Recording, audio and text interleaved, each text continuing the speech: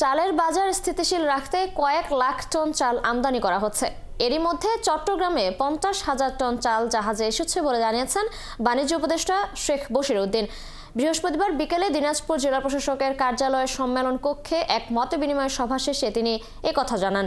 উপদেষ্টা বলেন, চালের দাম কৃষকের ক্ষতি এবং ভোক্তার দুর্ভোগের কথা বিবেচনা করে নির্ধারণ করা হবে।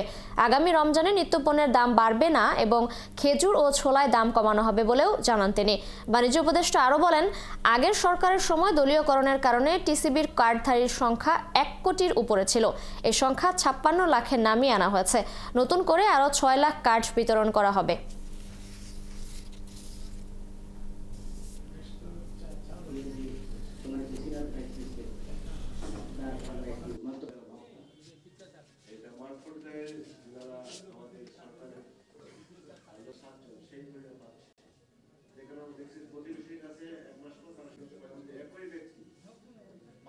আমরা চাল আমদানি করছি। আমাদের চিরং বন্দরে এই মুহূর্তে 50,000 টনের একটা চালের জাহাজ খালি হচ্ছে।